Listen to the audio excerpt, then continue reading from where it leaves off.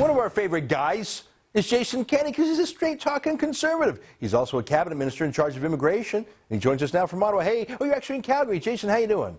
Good to be here, Ezra. Thanks very much. Well, you know what? Before we start, I want to talk about immigration, but I want to talk about something that has caught my attention because I wrote a book about it, namely Omar Khadr. I wrote a book called The Enemy Within, Terror Lies and the Whitewashing of Omar Khadr. Now, you've read this book. I want you to tell me what you think about it. Well, another good book, Ezra. Congratulations. I saw it, by the way, in one of the airports today as a recommended pick, so I think you're selling a lot of copies, and I think it's an important issue you've raised because I think you underscore that there was a lot of, let's just say, unbalanced media coverage about this issue. I remember you quote an exchange I had with Liberal Senator Romeo Dallaire at a House of Commons committee on Mr. Khadr, and where he was suggesting that basically that the United States, because of its treatment of detainees in Guantanamo, is as bad as al-Qaeda terrorists. Yeah. That's how crazy some of the debate has been on this issue, and I think you've helped to bring some balance back to it, so congratulations. Well, thanks. I'm not going to press you on whether or not you will lobby your cabinet colleague Vic Taves to refuse to permit Khadr to come back to Canada, because I know that's a decision that is being made, and I'm not going to compromise it, but I sure hope that you guys realize how dangerous a threat Omar Khadr is, and we can't keep him out of Canada forever, but we can keep him down in Guantanamo Bay for at least another 8 years. I'll leave it at that. But let's talk about your turf. I'm talking about immigration. We've had some stories about a lot of people trying to take advantage. For example, we've heard about a scam out of Hong Kong where immigration consultants coach pregnant women to sort of obscure and hide the fact that they're preggers. They come here, give birth to their child on Canadian soil, and poof, they get a Canadian passport for the baby. Tricks like that to circumnavigate, to avoid the real rules. What are you doing to crack down on fraud like that, Jason?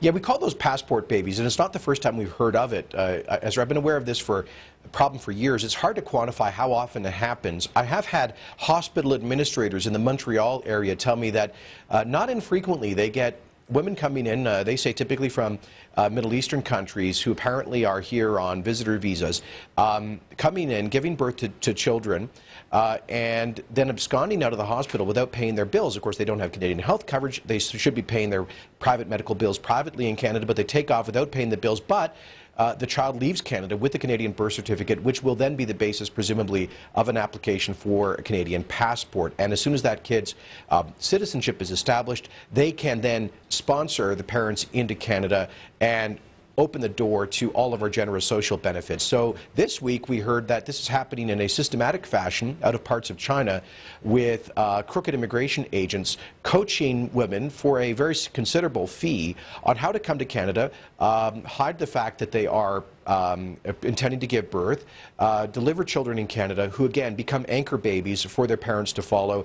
This is clearly a violation of the spirit of our citizenship law. Canada is one of the only 2 developed countries in the world that guarantees all children born on our soil automatic citizenship regardless of the circumstances of their birth, whether their parents were here legally or not. And I think it does raise the question as to whether we should modify the law to strengthen the value of Canadian citizenship, to say you have to have some legal status in Canada, at least as a permanent resident, in order for your child to inherit Canadian citizenship. Well, that's a good point. I mean, just simply because someone manages to tag their foot on the ground to touch the soil, I don't know quite why that would automatically make them a citizen. Is that something your government is looking at reviewing, namely this? You mentioned there's only one other country. Which other country is that, by the way? United States, but Australia, New Zealand, UK, all the European countries, Japan, all of the other Western countries require that you be a son or daughter of a citizen, or at least have some permanent legal status in order for your children born in that country to get citizenship. Ezra, citizenship is not just some legal status that gives you access to a passport and a free pass through the Canadian welfare state. That is such a cynical view of Canadian citizenship. We believe it means you have some kind of enduring connection and commitment to the country. It's about giving us back as much as it is taking, and this sends entirely the wrong message. We intend to crack down on it. You know, you're right. It's like baseball. It's like stealing home base instead of earning it. I mean, just because you steal home base and tag it doesn't mean you're a citizen here. Let me shift gears. You've taken some other steps recently to crack down on other forms of immigration fraud. Tell me a bit about that. Folks who come here during in what may be fake marriages, get the citizenship, and then the whole thing was, it's like that Cyrano, sorry, it's like that Gerard, Depardieu? That Depardieu movie, Green Card. Oh, very, very. I've watched that movie 200-300 times, always crying. It's so beautiful, but, you know, there's an immigration fraud underneath it. Does that happen in Canada a lot? By the way, did you hear what Gerard Depardieu did on his Ryanair flight to Dublin last year? Pretty easy. He's a remarkable guy. You know, it is happening all too often. We get probably thousands of fake immigration marriages coming to Canada. Sometimes they are commercially arranged, where a Canadian family will actually advertise overseas that their daughter or son is available for marriage for a fee. They'll negotiate the fee. This is not a conventional arranged marriage in a religious sense, or a traditional sense. This is a commercial transaction to sponsor a foreigner in under cover of an immigration marriage.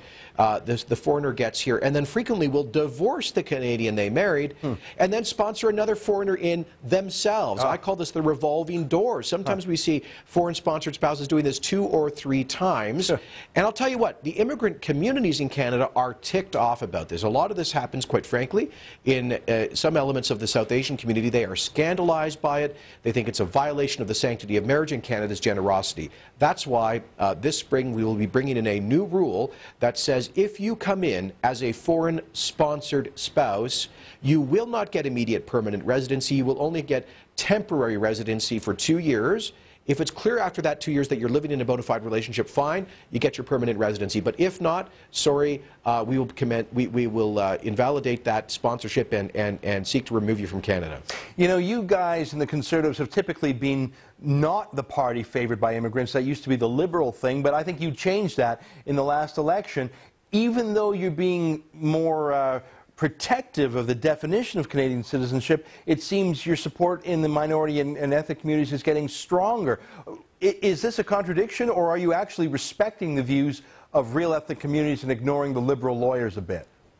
The latter. And this is the key insight that I think that frankly the Liberals have just misunderstood new Canadians. They took a kind of condescending approach towards new Canadians. And what I've learned by working so closely with our cultural communities over the past several years is that they are jealous about protecting Canada.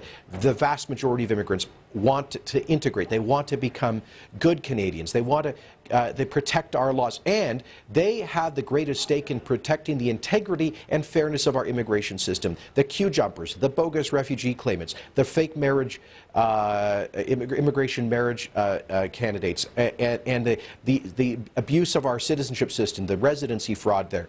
All of this is received most poorly amongst immigrants who know that they waited patiently to come here the right way. Often they have relatives doing the same, and they most seriously resent those who cut corners and jump the queue. And that's why our efforts to reinforce the integrity of the system have won widespread support, not unanimous, but widespread support amongst immigrant communities in Canada. The Liberals don't get it. Just recall Justin Trudeau's remarks saying that it was insensitive of me to call so-called honor killings barbaric. It's not just the Liberal Party, it's the Liberal with a small L, lawyers, the Bar Association, the professional industry that's grown up in fake multiculturalism and immigration scams. I want to shift gears. We only have less than a minute left, but you're the minister in charge of Southern Alberta, and Alberta had a big win today at the European Union, where their political sham to declare oil sands dirty oil failed. I think the whole thing was just a way to distract attention from the fact they buy conflict oil, including from Iran. What's your take as the minister in charge of Southern Alberta?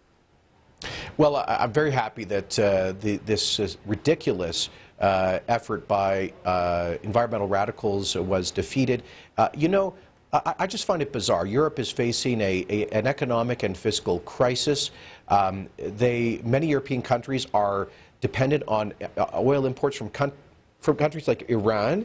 And frankly, they're willing to give countries like Nigeria and Venezuela a pass, even though the carbon emissions from their oil industries is as high as the oil sands in Canada. It's prejudicial. It's all being, I think, generated by multinational NGOs with multi-hundred million dollar budgets like Greenpeace International, Inc., we should call it. This is a huge business that employs thousands of people around the world. And Canada's an easy target because we're honest and transparent. We actually report on what we think the carbon emissions are. Nigeria doesn't do that. Venezuela doesn't do that. I got to stop you there. I'm so sorry we're out of time. Hey, thanks so much for joining us for